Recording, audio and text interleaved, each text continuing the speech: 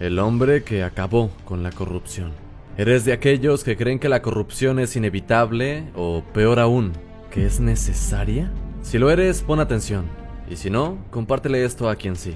En poco más de 50 años, una pequeña nación conformada por 63 islas pasó de ser un país sin ley a uno de los líderes mundiales.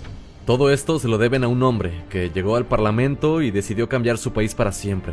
En 1959, Singapur acababa de celebrar sus primeras elecciones democráticas, y ya no eran más una colonia británica.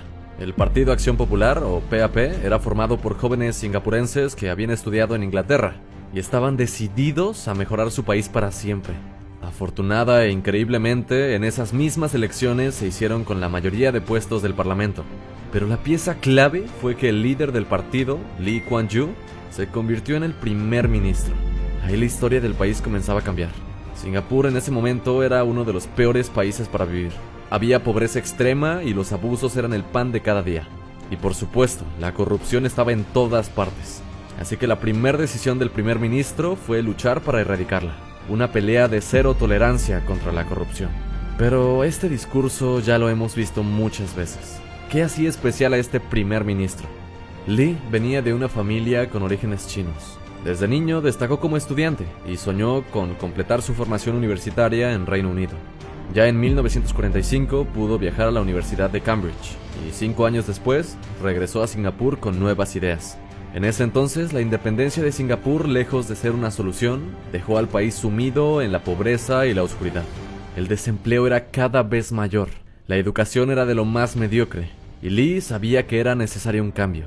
Singapur necesitaba atraer inversión para acelerar el crecimiento, pero solo podía hacerlo prosperar si desarrollaba instituciones de calidad, y no podía hacer mucho si los políticos a su alrededor eran corruptos.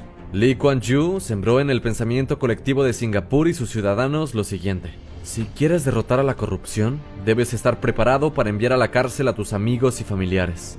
El primer paso clave de su lucha contra la corrupción fue reimaginar y modernizar la Oficina de Investigación de la Corrupción, o por sus siglas en inglés, BCI.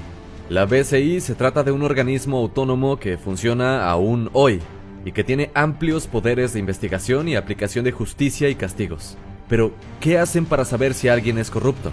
Bueno, sus agentes verifican constantemente las cuentas bancarias y propiedades, no solo de los funcionarios, políticos, etc., sino también de todos sus parientes e incluso amigos. La BCI puede confiscar automáticamente cualquier ingreso derivado de acciones corruptas, y las sanciones son más graves si fue robado de gastos sociales, de educación o salud. La BCI tuvo bajo su lupa al mismo Lee y a todos sus familiares y amigos, pero el primer ministro predicaba con el ejemplo. En Singapur, los funcionarios y exfuncionarios deben demostrar que todos sus bienes y propiedades fueron adquiridos de forma legal. De lo contrario, serán confiscados y la pena es de prisión. Otra medida que se implementó para erradicar la corrupción fue el Programa Especial de Lucha contra la Corrupción, el cual contiene unas medidas muy interesantes, como por ejemplo, la rotación de personal para evitar lazos de corrupción, inspecciones sin previo aviso, aplicar penas a todos los ciudadanos, desde el ciudadano promedio hasta los funcionarios más altos. Pero otro factor importante en la batalla contra la corrupción fue que todo el sistema de justicia, o sea, jueces, magistrados y policías, son autónomos, y a la vez también son monitoreados y supervisados. Aparte, en el pequeño país la cultura tiene muy presente la meritocracia. Esto significa medir los logros y alcances de la gente para determinar su capacidad de tener puestos importantes, y no depender de factores como las influencias y los contactos internos que tengan, aunque es un concepto que al ponerse en práctica es mucho más complejo. Así que mejor déjenme en los comentarios si les gustaría un video específicamente para hablar de eso. Regresando a Singapur, actualmente figura hoy al tope como el país más competitivo del mundo, por encima incluso de Estados Unidos en el ranking del Foro Económico Mundial. Es el líder mundial en infraestructura, salud y mercado laboral para favorecer las inversiones. El 80% de las viviendas de Singapur, conocidas por ser cómodas y de buena calidad, son provistas por el Estado. La educación siempre es bilingüe, es gratuita en la primaria, mientras que en la secundaria y la universidad tienen aranceles simbólicos para los ciudadanos singapurenses. Lamentablemente, aquel primer ministro ya falleció, y al final de su vida, Lee miró el camino recorrido y reflexionó: a menudo se me acusa de haber interferido en la forma de vivir de los ciudadanos, Y tal vez sea cierto, pero si no lo hubiera hecho, no estaríamos hoy aquí. No habríamos progresado si no hubiéramos intervenido agresivamente ante la corrupción, como lo hice.